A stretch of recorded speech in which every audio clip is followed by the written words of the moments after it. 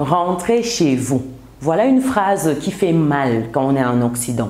Voilà une phrase qui blesse énormément beaucoup d'Africains, beaucoup d'immigrés.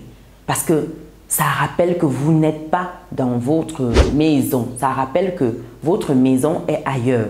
Vous avez beau faire tout ce qu'il faut pour vous intégrer. Vous avez beau rentrer dans le moule, vous fondre dans la masse. Un jour, on vous demande toujours, vous venez d'où? Et ça vous fait mal. Vous venez d'où? Et à la fin, quand on termine, rentrez chez vous. Voilà deux phrases qui blessent énormément beaucoup de personnes de la diaspora.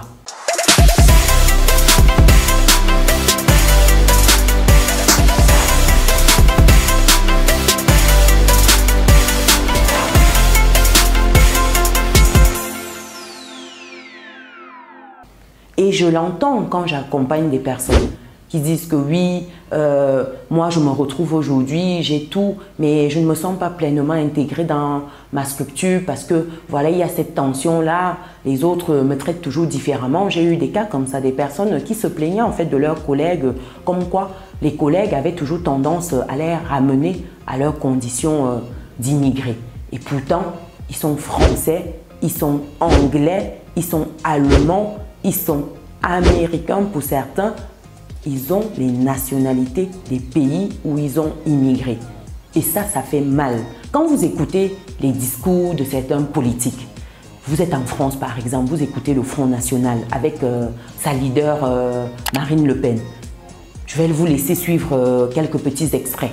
Le démantèlement de la jungle de Calais a été validé aujourd'hui par la justice. Alors, on les met où, tous ces réfugiés? Eh bien, on les renvoie chez eux. Y compris les demandeurs d'asile. Mais je crois que ce sont pour une grande partie d'entre eux, des gens qui déposent un dossier d'asile parce qu'ils savent que le simple dépôt d'un dossier, sans répondre même aux critères de fond, leur permet de rester pendant 7 mois ou 8 mois, pris en charge par la communauté nationale qui n'en peut plus, car ceci représente un coût qui est de plus en plus faramineux. Je crois qu'on atteint presque les 2 milliards. On parlait il y a un instant des migrants de Calais. Pour le reste de l'immigration, la France s'est engagée à accueillir 30 000 migrants, alors que l'Allemagne va en accueillir 1 million. Est-ce que la France ne peut pas intégrer 30 000 migrants aujourd'hui sur son sol? Oui, 30 000, ça c'est ce qu'on nous dit. Plus 200 000 légaux, plus à peu près l'équivalent 200 000 illégaux par an. Ce qui fait évidemment des chiffres qui sont tout à fait spectaculaires. Alors, la dimension humanitaire, oui bien sûr, moi je partage cet avis de M. Toubon, mais dans les pays d'origine, avec des organisations internationales dont c'est le travail, avec un financement de la part des nations pour que des campements humanitaires puissent être mis en place et puissent préserver des populations civiles, notamment dans les pays en guerre. Mais pas chez nous, car nous n'en avons plus les moyens. Marine Le Pen, le maire de Béziers, Robert Ménard, soutenu par le Front National, a placardé dans les rues de la ville cette affiche avec en photo des migrants. L'État nous les impose, ça y est, ils arrivent. Est-ce que vous validez cette affiche aujourd'hui? Non mais je n'ai pas à valider ou pas à valider. Monsieur Ménard n'est pas un maire Front National. Non, mais vous il a été élu. Il a été élu en étant soutenu par le Front National, par le parti d'ailleurs aussi de Monsieur Dupont-Aignan. Voilà, il est un maire indépendant et libre. Quand vous voyez cette affiche, vous vous dites quoi? Mais honnêtement, moi j'ai toujours considéré que tout ce qui pouvait laisser penser que l'on pourrait reprocher à titre individuel aux immigrés de venir est malvenu. Pour une raison très simple, c'est qu'en fait la responsabilité de leur venue, c'est la responsabilité des dirigeants politiques de la France. Voilà. Ça fait mal pour certains, mais est-ce que ça devrait vous faire mal, chers résilients, de vous à moi? Je vous pose la question, dites-moi dans les commentaires, est-ce que ça devrait vous faire mal? Est-ce que dire à quelqu'un « rentre chez toi », ça devrait autant le blesser? Moi je m'interroge, quand on te dit « tu n'es pas chez toi », est-ce que ça devrait vraiment te blesser? Parce que, dites-vous que quand vous arrivez quelque part, on vous explique les règles de fonctionnement de cet environnement. Vous comprenez comment ça se passe. Mais dites-vous que cet environnement-là, vous avez trouvé des gens. Vous avez trouvé des gens qui sont fiers Parce que quand vous arrivez quelque part, on vous donne des règles de la maison. On vous dit voilà, voilà, voilà. Vous respectez ces règles-là, tout se passe bien pour vous. Mais même si vous respectez ces règles-là, il y a des moments où on va vous dire que vous êtes arrivé après. Vous êtes arrivé après. Donc, vous faites ce que vous voulez, mais vous êtes arrivé après.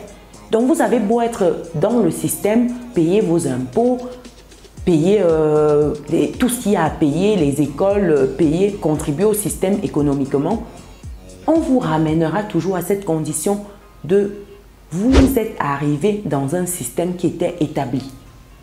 Pourquoi ça vous choque? Moi, je ne comprends pas pourquoi ça vous choque. Qu'est-ce qu'il faut faire? Est-ce qu'il faut pleurnicher? Est-ce que c'est parce qu'on pleurniche que ça change les choses? Est-ce que c'est parce qu'on dit que oui, elle passe autant à dire ici, ce sont les Noirs qui sont responsables de la crise économique, ce sont les Noirs qui viennent prendre le travail des personnes natives, des personnes souches, entre guillemets, ainsi de suite. Tout ce discours-là, je veux dire, on attise un peu la haine pour que ça crée en fait un environnement qui n'est pas propice à l'épanouissement de tout le monde. Est-ce que tout ce discours-là, derrière, ça doit vous choquer? Moi, je ne pense pas. Parce qu'à un moment, il y a des gens qui sont chez eux et qui estiment que, voilà, il y a un certain nombre de choses. Quand vous arrivez déjà, ils veulent réguler. Ils veulent réguler. À un moment, qu'est-ce qu'il faut faire? Peut-être qu'il faut penser à votre maison que vous avez laissée. Il faut penser à d'où vous êtes venu. Quand vous avez pris un certain nombre de choses, est-ce qu'il ne faut pas penser à aller arranger votre maison? Vous arrivez chez le voisin a construit sa maison, il y a l'eau, le miel, tout coule à flot, vous êtes installé. À un moment, on vous dit que vous n'êtes pas chez vous. Qu'est-ce qu'il faut faire? Il faut prendre ce que vous pouvez prendre et aller construire votre maison, histoire de bien vous installer chez vous cette fois-ci. C'est ce qu'il faut. Il faut prendre le nécessaire et aller construire votre maison. Parce que dites-vous que même si vous êtes installé depuis X temps, vous avez tout ce qu'il vous faut, la maison, le travail, tout ce dont vous avez rêvé. On vous ramènera toujours à cette condition que vous n'êtes pas à la maison. D'autres n'aspirent même plus rentrer à leur maison, à leur domicile d'origine. Ils sont tellement bien, ils préfèrent encaisser ça jour et après jour et c'est compréhensible. Mais si pour vous, à un moment, ça vous révolte, qu'on vous dise tout le temps que vous n'êtes pas chez vous, ce n'est pas votre maison, d'où est-ce que vous venez? Ou vous êtes en train de piller le travail des autres, vous êtes en train de contribuer au déficit du système, vous bénéficiez des allocations, oui, parce qu'on reconnaît les Noirs, entre guillemets, pour ceux qui sont là toujours pour profiter du système, qui sont abonnés aux aides sociales, qui bénéficient de tout ce qui est CAF, APL, de tout ce qui est, ça s'appelle comment, tout ce qui est RSA et compagnie. Et pourtant, quand on veut regarder les statistiques, quand on rentre dans les chiffres, ce ne sont pas les Noirs qui sont les plus abonnés à tout cela. Ce ne sont pas les Noirs qui sont majoritairement immigrés en Occident. Si on prend le cas de la France par exemple, vous serez choqués de savoir que les proportions d'immigrés africains, c'est rien à côté de la proportion d'immigrés d'Europe, de d'autres pays. Quand vous avez par exemple les pays comme la Pologne et tout, ce sont eux qui sont majoritaires. Et pourtant, à longueur de journée sur les réseaux, sur les médias, vous aurez des politiques qui vont voilà, interpréter les chiffres comme ils souhaitent ou passer certains messages pour attiser cette haine-là. Mais qu'est-ce qu'il faut faire à votre niveau? Peut-être qu'il faut penser à rentrer chez vous. Oui, vous avez une belle Afrique là qui vous attend. Pourquoi pas? Donc, si vous voulez rester, il faut accepter de rester et de supporter cette condition et d'arrêter de se plaindre. Parce que quand vous vous plaignez, vous avez des options. Vous avez des options. Parce que pour quelqu'un qui décide qu'il ne veut plus rentrer chez lui, c'est un choix. Maintenant, il doit assumer les conséquences qui vont avec ce choix-là. Arrêter de se plaindre, par exemple. Et si toi, tu estimes que demain, tu veux rentrer, tu es en train de prendre ce que tu peux prendre afin de rentrer. C'est tout, c'est un temps. C'est un temps. Mais il faut arrêter de pleurnicher. Parce que oui, à la fin, vous n'êtes pas chez vous. Oui, cette phrase-là, ça fait mal. Ça fait très mal. Et c'est une phrase que j'ai longtemps entendue en France. Tu viens d'où? Quand est-ce que tu rentres chez toi? Oh là là! C'est-à-dire que ça fait mal, mais ça fait mal aux personnes qui ne savent pas où elles vont. Ça fait mal aux personnes qui n'ont pas d'ambition. Ça fait mal aux personnes qui n'ont pas une trajectoire. Parce que quand vous avez des ambitions, vous savez ce que vous voulez. Vous êtes en train de vous mettre des actions en place.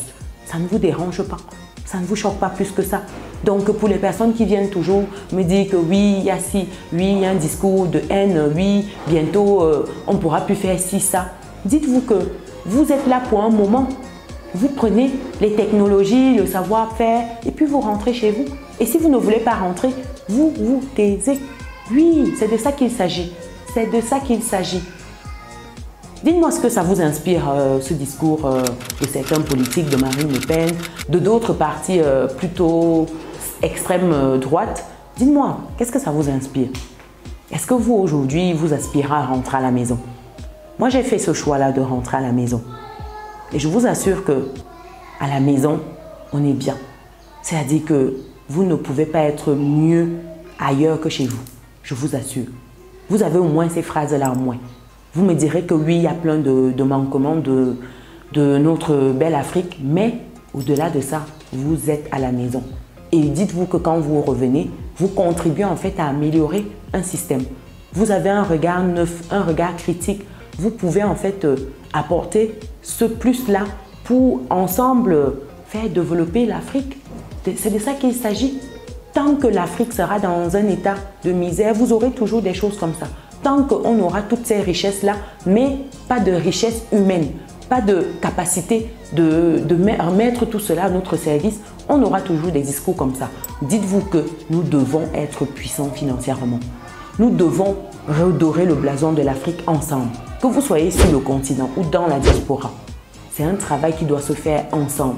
Parce que tant que l'Afrique sera toujours en mode « elle se cherche », vous aurez toujours des propos comme ça. Parce que les autres arrivent, on ne peut pas, on laisse passer, on fait fi de ne pas voir. Mais vous, on vous voit. On vous voit pourquoi? Parce que vous êtes pauvre. On vous voit pourquoi?